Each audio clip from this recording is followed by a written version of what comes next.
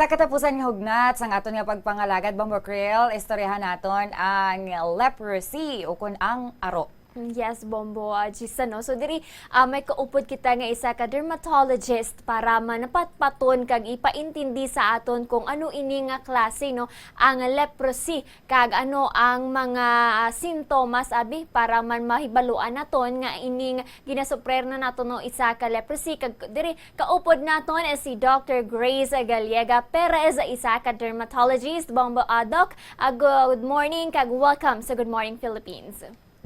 Mayong aga bumbo, mayong udto bumbo Gisa kag bumbo Krill, mayong udto man sa nagapamati subong sa Bumbo Radio Philippines. Happy Sunday sa imo, Doc. Salamat gid sa pag-join sa amon sa program. Agud nga mas maklaruhan naton kag makahatag kita, maedukar naton ang mga Ilonggo kung ano gid ang ining leprosy. Sige, ipatag na lang naton una sa ila, Doc, kung ano gid bala ini nga klase sang balatian kag diin ini siya una gid nga nagaatake. Okay, so ang aton nga leprosy, before sinigali no, ma-introduce ako anay nga naga-discuss kita sang leprosy or aro subong February. So ang Philippine Dermatological Society, which is ang society namon nga mga dermatologists naga-celebrate sang Leprosy Awareness Month. So subong na February. Ang leprosy, tawag ni naton sa medical term Hansen's disease, ketong sa Tagalog, or aro sa Hiligaynon. So, ang aro nga ini, cause ni siya sang bacterial infection caused by Mycobacterium leprae naton. So, ang Mycobacterium leprae ni naton, pareho ni sila or pamilya ni siya sang nagakos man sang tuberculosis or TB, bala naton how. Ang ginaigo sang bakterya nga ini or kagaw nga ini ang aton nga panit kag ang aton nga nerves or ang ugat sa lawas. So ang aton nga aro may classification na siya. So depende kung ano ang itsura sang aton nga naga-appear sa aton nga panit. So kung makita naton sa screen naton no, may ara kita nga pwede nga daw puti lang siya nga gatubo sa aton panit.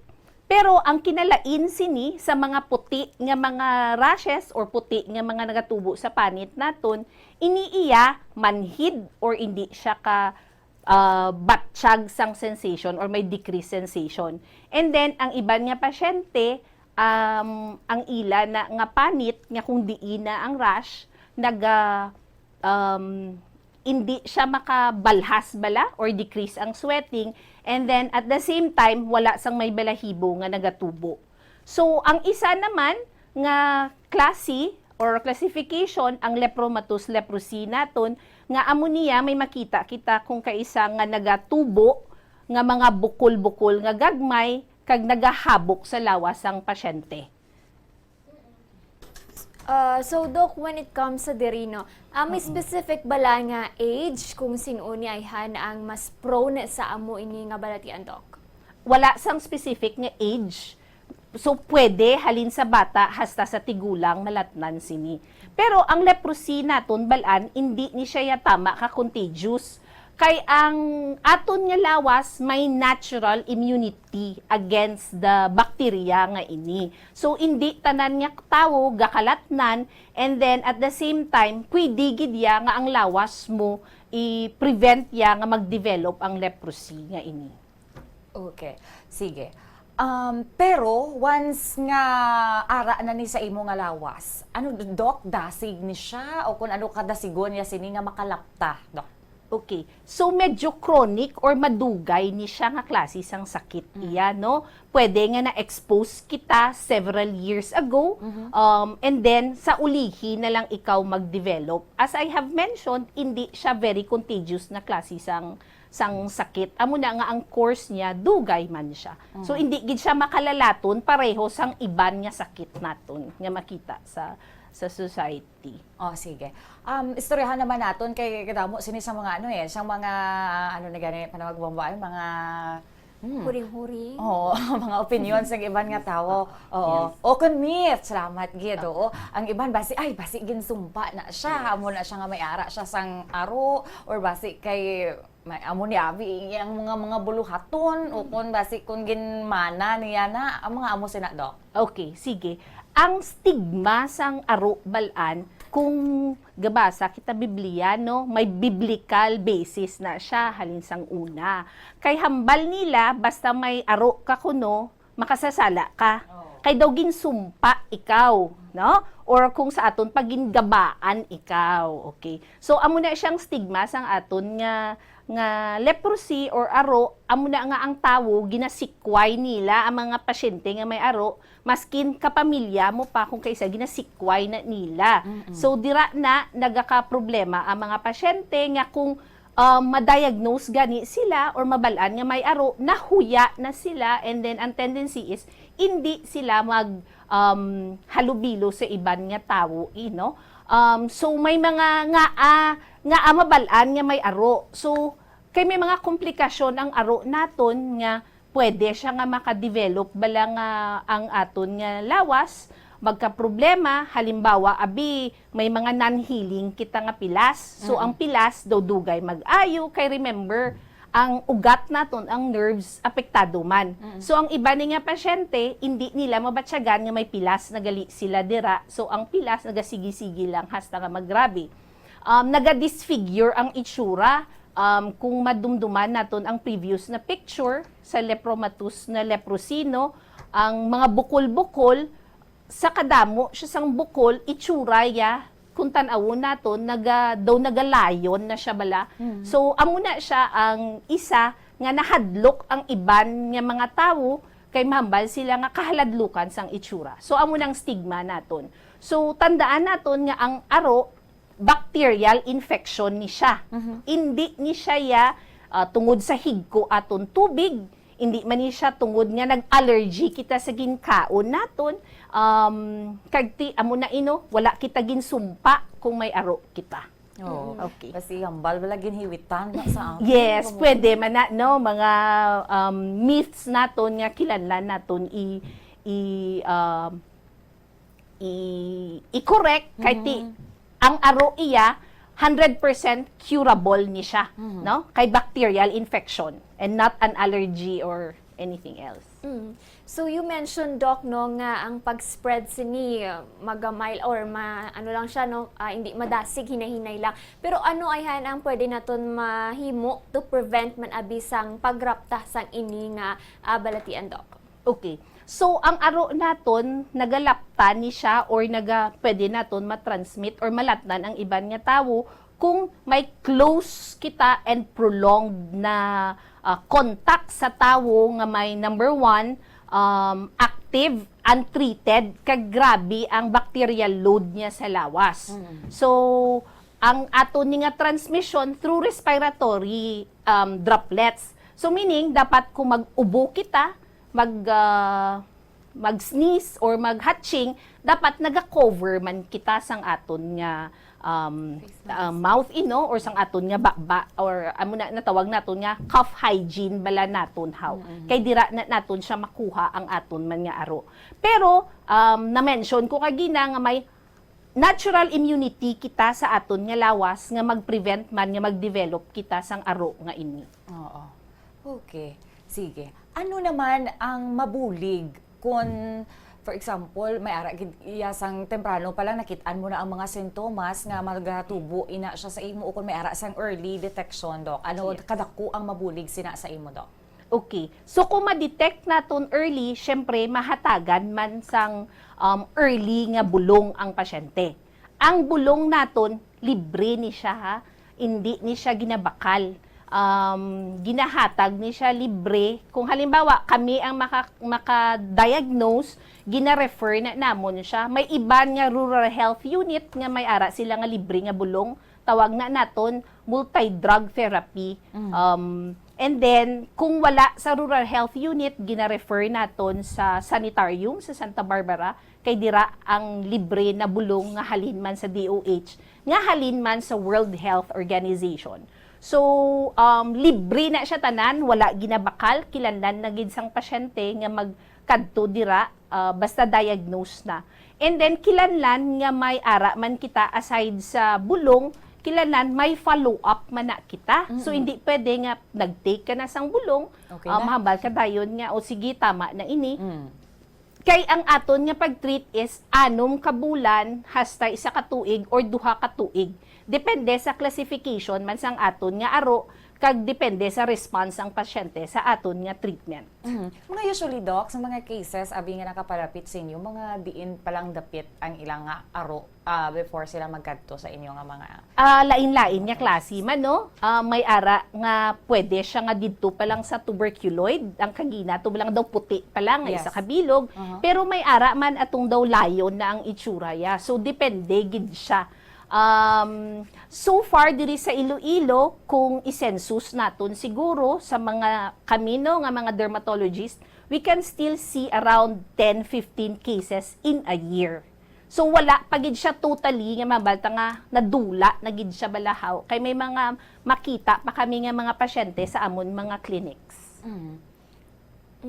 So, Doc, ano ang inyong specification, abi, or paano na tumabalaan sa nagapamati, no? Kaya madamo sa mga skin disease. And paano nila ma-differentiate nga ang ini nga ara na nangatubo sa ilang nga kalawasan is leprosis kag kinahanglan na sa nga mag-seek sang medication, Doc.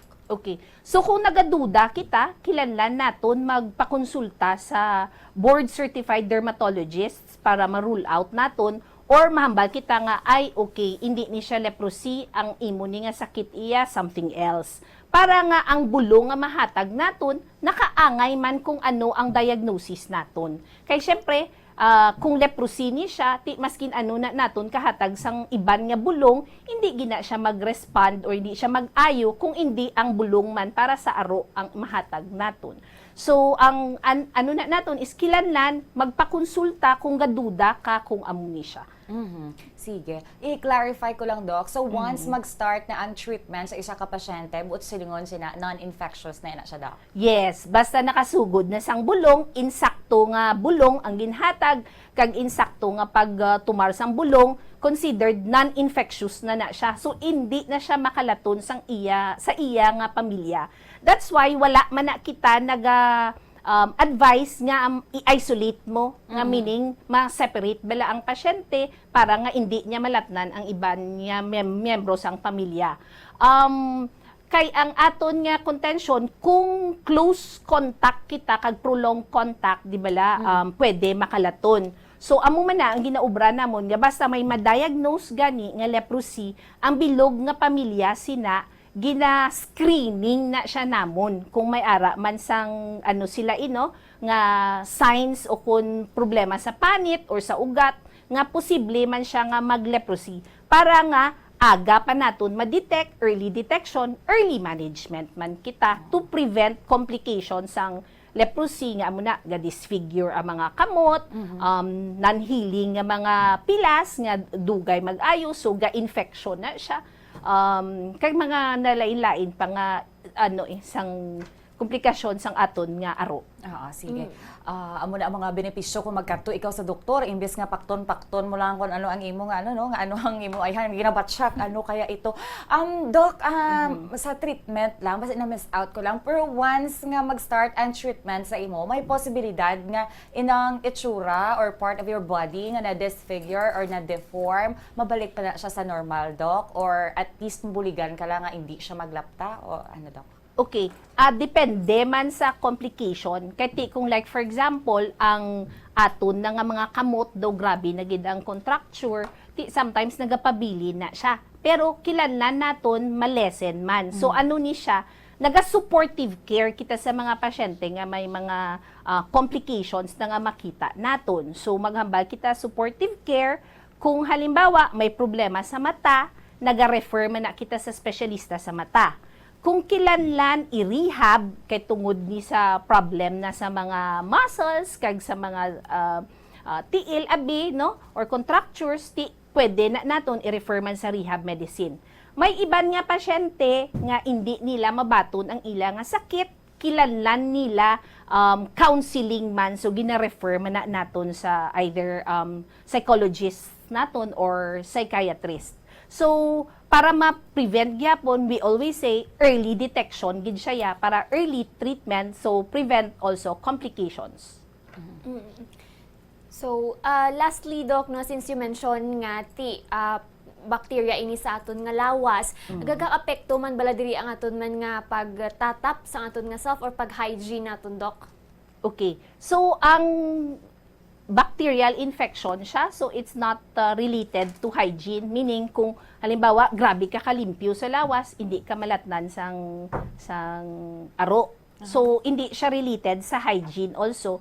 Pero encourage ni naton ang mga pasyente nga halimbawa may aro no, nga dapat syempre kalimpyuhon sa lawas para ang mga pilas kay hindi sila kabatsyag. So ang mga pilas tapos i-examine na nila. So self-care, self-examination every end of the day para tan-awon nila kung may mga pilas ila nga mga tiil or kung may mga problema sila other than ara sa aton nga panit.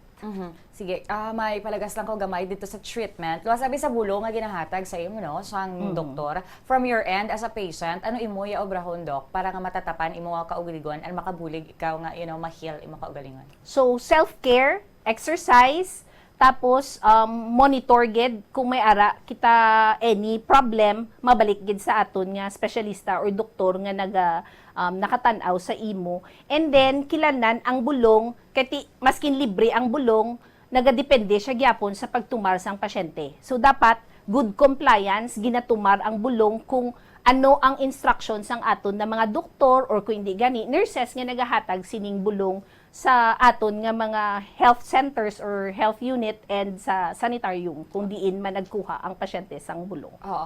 Usual cases doc on early abihang detection mga ano kadugay na ang inyo nga suggest na treatment. Amo niya siya ma'am, depende sa classification. May ara nga 6 months lang, may ara nga 1 year, pero may iban nga pasyente nga 2 years gid ang ila na treatment. Sige. Sige, sa ato mga kabomba-bomba krill, basi may iban ka mo nga mga questions about leprosy, kag iban pa gid ni ka mga, basi may mga komplikasyon, or basi kung damo pa ka mo siyang interesado, gid ikaw nga ipamangkot. Pwede gid sa iban pa gid nga mga episodes sang Good Morning Philippines, kaupod mo natin iban pa gid nga mga dermatologist. Doc, thank you so much gid sa tiempo nga ginhatag mo sa amon diri sa Good Morning Philippines, basi may gusto ikaw ibilin sa aton mga listeners and viewers. Yes, thank you very much for listening. Tapos amo lang na, ang take-home message is kung nagaduda kita kung ang ato ning rashes or anything nga nagatubo sa lawas, leprosy bala ini, or kung lain man nga sakit, mas maayo nga wala kita naga self-medicate, magpakonsulta sa aton board-certified dermatologists para mahatagan sang insakto na bulong. In that way, mas makasave kita kay kung naga-inom kita or nagapahid kita sang kung ano-ano nga bulong, kag wala man lang nagaayo, sayang pa ang aton nga kwarta. Okay. Sa luwat mga kabombo, ato na upod si Dr. Grace Gallega Perez, isa ka dermatologist nga naghatag sa ato no sa nga enough good nga knowledge about diri sa leprosy. Bomba Chisa. Sige, oras sa Bombo Radio Philippine Standard Time. 20 minutos na nakaligad sa alas 12 sa utok. Kabombo, damagid nga salamat sa pagupod sa pagpangalagad sa Good Morning Philippines sa buong Pebrero 8, kung sa liwat, Pebrero 8, 2026. Kilitan na kita sa masunod nga semana. Kaupod kayo na sa Bombo Ayang Gahete. Ako si Bombo Gisa Padios. Kag ako naman si Bombo Curl Panisalis Milieza. This is Bombo Radio Philippines, the #1 and the most trusted source of news and information. Basta Radio, Bombo! Good morning, Philippines!